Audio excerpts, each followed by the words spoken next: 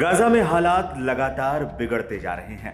Israel की भीषण हवाई कार्रवाई के बाद अब हमास ने पलटवार का दावा किया है। दरअसल इजरायली एयर स्ट्राइक में गाजा सिटी के मुस्ताहा टावर पूरी तरह से ध्वस्त कर दिया था। इसके जवाब में हमास की सैन्य इकाई अल कस्साम ब्रिगेड ने कई काउंटर अटैक करने का दावा किया है। हमास का कहना है कि उनके लड़ाकों ने गाजा सिटी के पास इजरायली टैंकों को निशाना बनाया और खान यूनिस के इलाके में तैनात आईडीएफ बलों पर मोर्टार दागे। इस दौरान ये तक दावा किया गया कि 3 इजरायली टैंकों को तबाह कर दिया गया है। दूसरी ओर इजराइल ने भी अपने सैन्य अभियान को और तेज कर दिया है। हजारों रिजर्व सैनिकों को मैदान में उतारने के आदेश दे दिए गए हैं। इसके साथ ही रेड जोन भी घोषित किए गए इलाकों में आम नागरिकों को तत्काल खाली करने का निर्देश दिया गया है। इस बीच गाजा में तबाही का सिलसिला रुकने का नाम नहीं ले रहा है। लगातार बढ़ती हिंसा से मौतों का आंकड़ा बढ़ता जा रहा है। गाजा पट्टी में पिछले 2 सालों में इजरायली हमलों में कम से कम 64,000 लोग मारे जा चुके हैं। फिलिस्तीनी स्वास्थ्य मंत्रालय की तरफ से यह जानकारी दी गई है। गुरुवार को ही रात में इजरायली हमले में कम से कम 28 लोगों की जान चली गई। मरने वालों में ज्यादातर महिलाएं और बच्चे थे।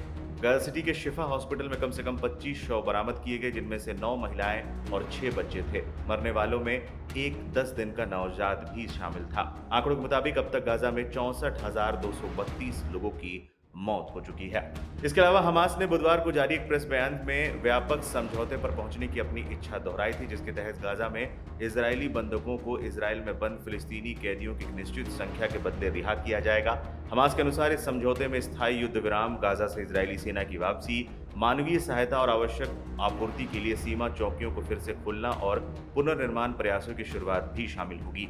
इजरायली रक्षा मंत्री इजराइल काट्स ने हमास के प्रस्ताव को अस्वीकार कर दिया और कहा कि सेना गाजा शहर पर कब्जा करने के लिए पूरी ताकत से तैयारी कर रही है। काट्स ने चेतावनी दी है कि हमास जल्द ही समझ जाएगा कि उसे 2 विकल्पों में से एक चुनना होगा। युद्ध समाप्त करने के लिए इजराइल की शर्तों को स्वीकार करना सबसे पहले और सबसे महत्वपूर्ण, सभी बंधकों की रिहाई और निशस्त्रीकरण, या गाजा में रफा और बेकानून जैसे हालात देखना। जैसे जैसे हमले और जवाबी हमले बढ़ रहे हैं, वैसे वैसे गाजा की जंग और खतरनाक होती जा रही है।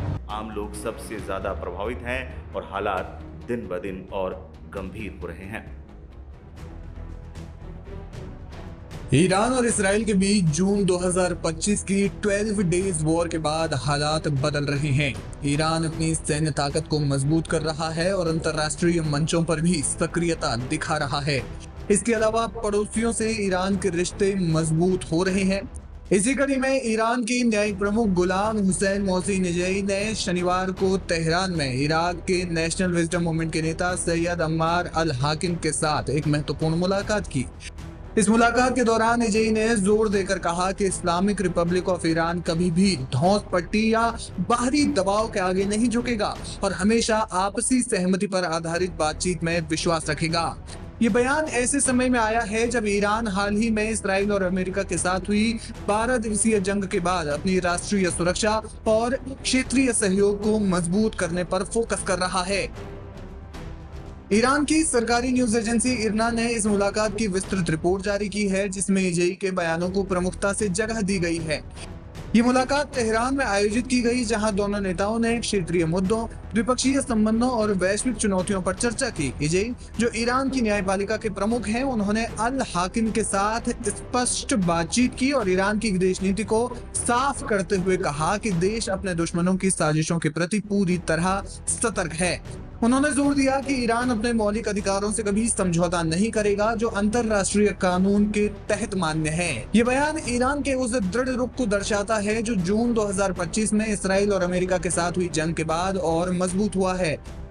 गुलाम हुसैन मोहसिनेजई ने कहा, ईरान अपने दुश्मनों की शक्ति से गुस्से में है और वे साजिशें रचते हैं। हमें इन साजिशों को बेअसर करने की जरूरत है। देश कभी भी बाहरी ताकतों की धौंस या धमकी के आगे नहीं झुकेगा और बातचीत केवल आपसी सम्मान के आधार पर ही होगी। ईरान इसराइल जंग के दौरान इसराइल ने ईरान के परमाणु सुविधाओं पर बड़े पैमाने पर हवाई हमले किए, जिसमें अमेरिका ने भी बाद में हिस्सा लिया। ईरान ने जवाब में सैकड़ों मिसाइलें और ड्रोन दागे, जिससे दोनों पक्षों को भारी नुकसान हुआ। युद्ध के बाद ईरान ने आंतरिक सुरक्षा को सख्त किया, जिसमें संदिग्ध जासूसों की गिरफ्तारियां और इसराइली सहयोगियों के खिलाफ कड़ी कार्रवाई शामिल है। एजेई ने जुलाई 2025 में ही ऐसे सहयोगियों के लिए मौत की सजा की घोषणा की थी, जो इस मुलाकात के बयानों से जुड़ता है। आपको बता दें कि अल हाकिम इराक के एक प्रमुख शिया राजनीतिक नेता हैं। ईरान के साथ गहरे संबंध वे रखते हैं। उनका नेशनल विजडम मूवमेंट इराक की राजनीति में महत्वपूर्ण भूमिका निभाता है और ईरान इराक संबंधों को मजबूत करने में सक्रिय रहा है। ये मुलाकात क्षेत्रीय स्थिरता और एक्सिस ऑफ रेसिस्टेंस जो ईरान समर्थित एक गठबंधन है उसे पुनर्जीवित करने का प्रयास मानी जा रही है, खासकर जब इराक में अमेरिकी सैन्य मौजूदगी अभी भी एक मुद्दा बनी हुई है।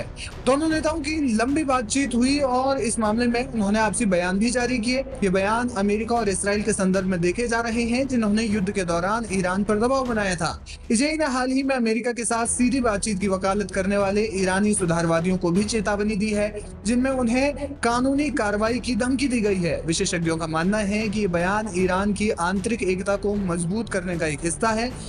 ईरान फिलहाल अपने परमाणु कार्यक्रम को तेज करने की कोशिश कर रहा है, लेकिन इसमें कितनी गति आई है ये अभी तक इसकी कोई जानकारी नहीं है।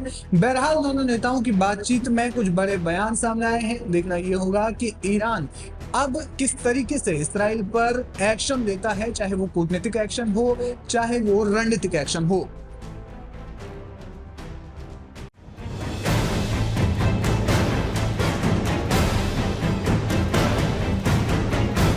ईरान के परमाणु कार्यक्रम को लेकर विवाद कोई नई बात नहीं है। इसराइल समेत पश्चिमी देश और यूरोपीय मुल्क ईरान के परमाणु कार्यक्रम से हमेशा से ही चिंतित रहे हैं और इसे रोकने के लिए वो लगातार तकड़मबाजी भी करते हैं।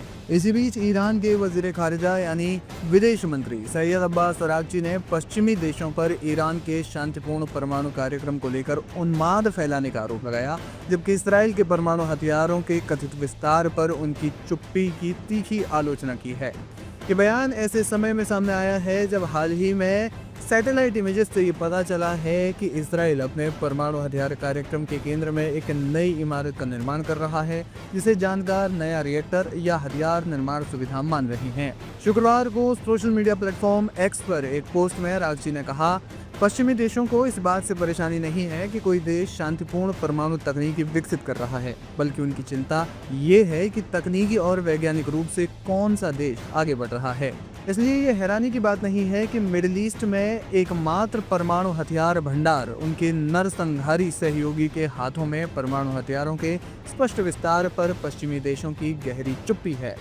अरागची ने आगे कहा कि पश्चिमी देशों की ये चुप्पी परमाणु अप्रसार यानी न्यूक्लियर नॉन प्रोलिफरेशन के बारे में उनकी विश्वसनीयता को कमजोर करती है। उन्होंने E3 या ब्रिटेन, फ्रांस, जर्मनी और अमेरिका पर दोहरा रवैया अपनाने का आरोप लगाया, जिसमें वे ईरान के परमाणु कार्यक्रम को लेकर सवाल उठाते हैं लेकिन इसराइल की गतिविधियों को नजरअंदाज करते हैं।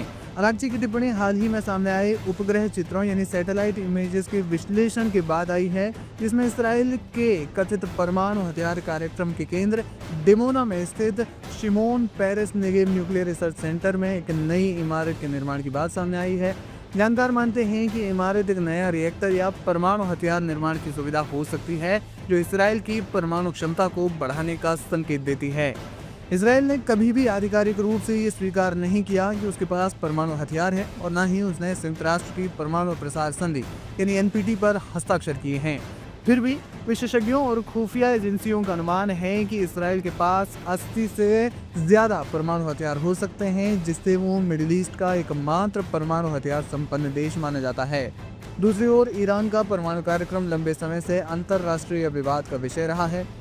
अंतर्राष्ट्रीय परमाणु ऊर्जा एजेंसी यानी IAEA की हालिया रिपोर्ट के मुताबिक ईरान 60% तक यूरेनियम शुद्ध कर चुका है, जो हथियार ग्रेड यूरेनियम यानी 90% के करीब है। हालांकि ईरान ने बार बार दावा किया है कि उसका परमाणु कार्यक्रम केवल शांतिपूर्ण उद्देश्यों जैसे बिजली उत्पादन या चिकित्सा अनुसंधान के लिए है। फिलहाल ईरानी विदेश मंत्री सैयद अब्बास अरागची के बयान पर आपका क्या है कहना, हमें कमेंट सेक्शन में जाकर जरूर बताएं।